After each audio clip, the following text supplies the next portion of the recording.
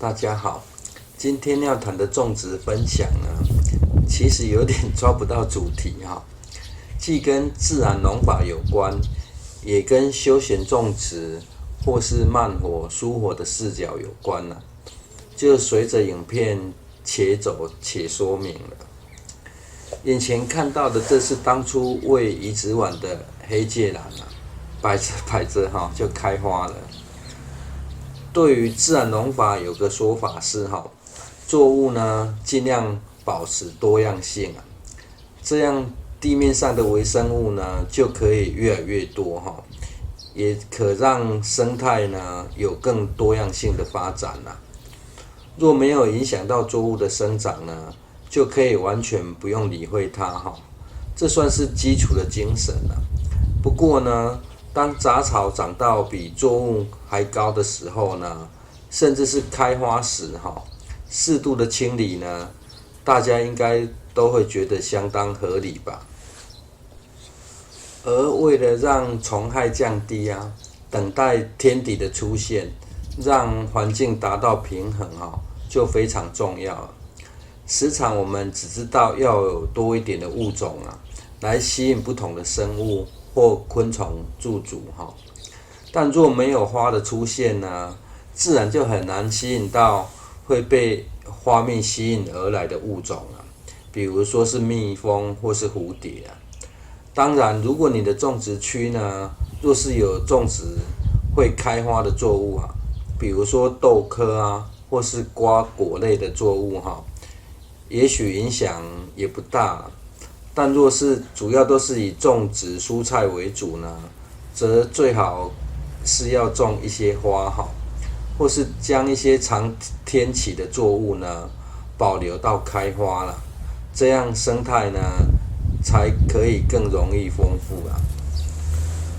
当然，如果你很坚持自然农法的说法与做法呢，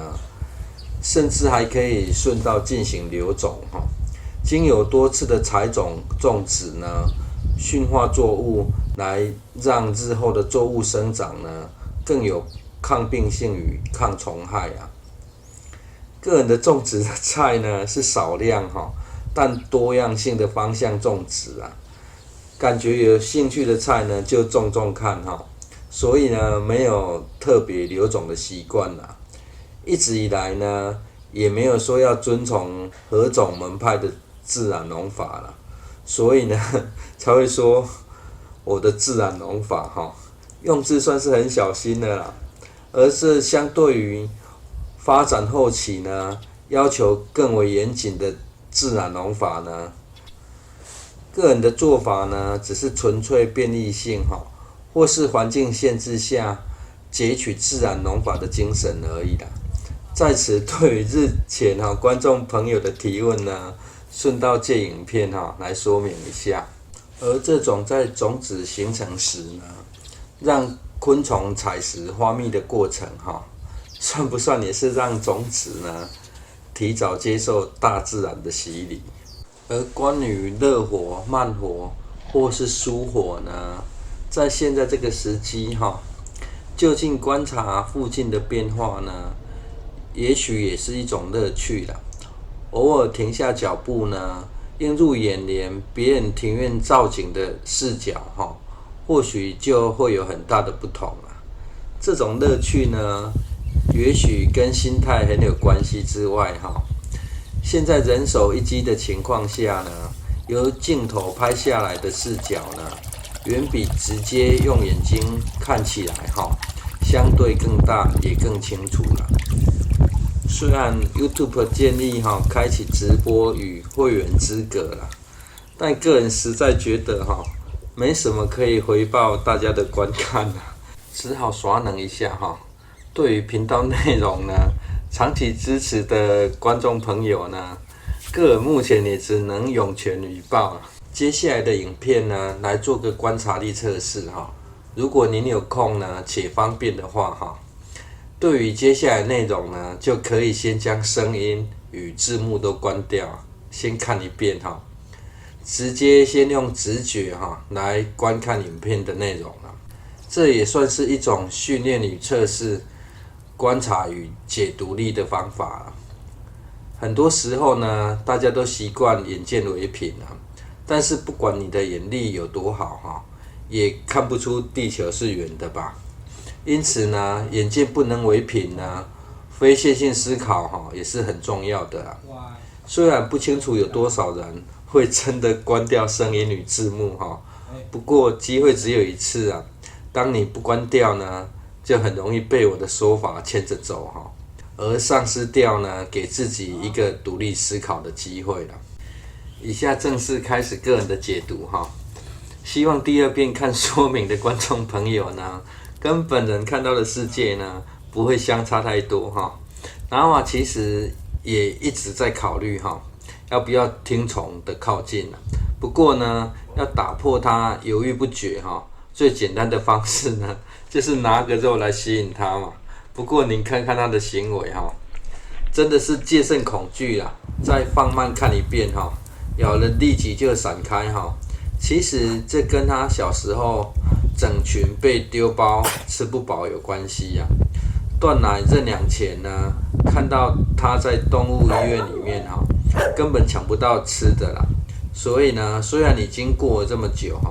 他咬到食物呢，就会先咬到一旁自己慢慢吃而接下来的内容呢，拿瓦害怕的到底又是什么平时 Goofy 算是被拿瓦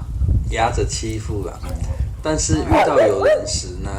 就会有不敢同时靠近的现象这是他缺少了热情或是他多了点规矩拿瓦不会有扑人的行为因此呢，他现在害怕的并不是人而是害怕呢，他若是过于安定的靠在身旁时呢，会被 Goofy 过于失控的行为踩到了。加上拿瓦呢，对于被整这一件事情一直以来呢，容忍度就非常低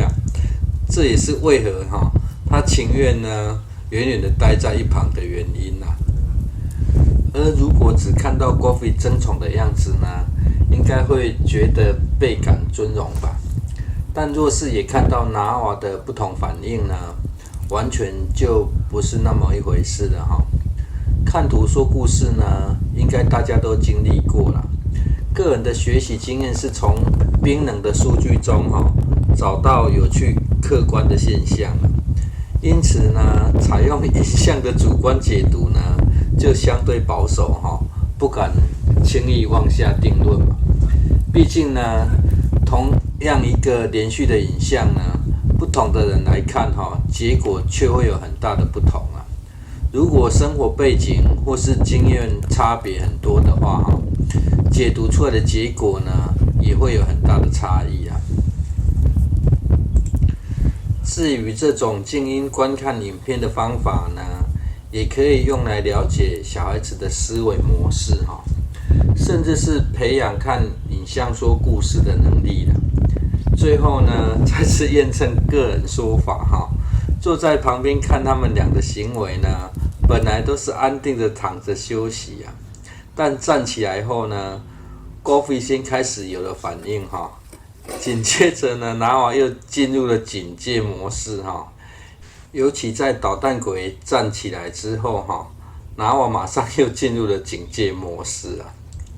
以上分享验证谢谢收看。